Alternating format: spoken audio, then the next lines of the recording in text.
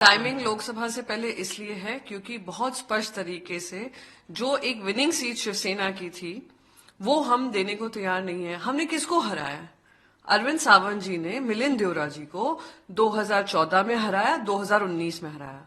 तो 2 time losing candidate को eight ए time जो इतना क्रूशल तो 2024 का इलेक्शन है और हम इंडिया अलायंस में साथ साथ हैं, तो उनको किस हिसाब से दे दें? पहले तो उनकी जो मांग थी जायज नहीं थी। दूसरी बात, वो किस वजह से गए, क्या कारणवश हुए, तो कारण उन्होंने जो भी कहा होगा। पर ये बात में भी सत्यता है। उन्होंने कहा जब सबसे कांग्रेस का सबसे दर्दनाक काल रहा उसमें वो साथ रहे, पर जब उनका स्वर्णिम काल था 2004 से 14 तक, तब आप मंत्री भी बने और 2 बार आप एमपी चुनकर आए। तो ये कहना कि उन्होंने नाइंसाफी की, थोड़ा कहीं ना कहीं सवाल का घेरों में आता है। रही बात उद्धव साहब पे टीका करने की, उद्धव साहब जी के साथ तो आप मिलना चाह रहे थे 2019 में, 2022 में, और फिर आप कह रहे हैं कि उद्धव साहब अगर उन्होंने न्याय किया होता तो आज एकनाथ शिंदे यहां नहीं होते। दुर्भाग्यपूर्ण है राजनीतिक चॉइसेस के। देखिए, मुझे हर चीज स्पष्ट करने की जरूरत नहीं है, आप भी समझदार हैं। मैं बस यही कहूंगी, राजनीतिक चर्चा होती है, राजनीतिक चॉइसेस होते हैं। कोई मुझ पे भी पलटकर इल्जाम लगाएगा मैंने कांग्रेस छोड़ी, मैंने शिवसेना का हाथ पकड़ा, पर आप अपने पर्सनल रिश्ते इस तरीके से खराब करते हैं 2-3 ब्राउनी पॉइंट्स के पीछे, ये दुर्भाग्यपूर्ण है।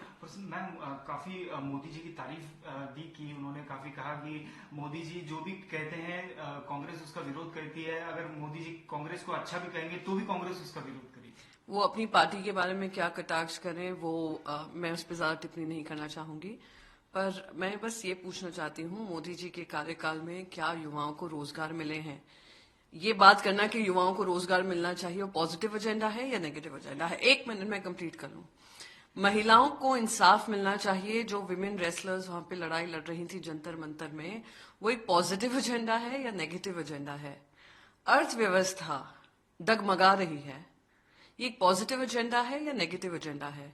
चाइना हम पे अग्रसर हो रहा है, चाइना के चलते अब मालदीव्स आप देख लीजिए, पाकिस्तान तो है ही हमारा प्रॉब्लमैटिक नेबर, बाकी श्रीलंका को देख लीजिए। इन सारे नेबरहुड पॉलिसी प्रधानमंत्री मोदी जी ने की थी। अगर हम बात कर रहे हैं उसके बारे में कि ये पॉजिटिव एजेंडा है या नेगेटिव एजेंडा है, तो ये निर्णय लेने की जिम्मेदारी वो उनकी पार्टी की है। पर अगर इंडिया अलायंस में हम इन मुद्दों को, जनता के मुद्दों को उठा रहे हैं, बढ़ती महंगाई पे बेलगाम बढ़ती महंगाई है, उस पर रोक लगाने का एजेंडा पॉजिटिव हुआ या नेगेटिव हुआ? तो वो अपने मैं कहूंगी कि खुद आत्मचिंतन करके उसका जवाब दें। अगर आप ये वीडियो YouTube पर देख रहे हैं तो हमारे चैनल को सब्सक्राइब करें और बेल आइकन को दबाना ना भूलें। अगर आप Facebook पर ये वीडियो देख रहे हैं तो हमारे पेज को लाइक करें।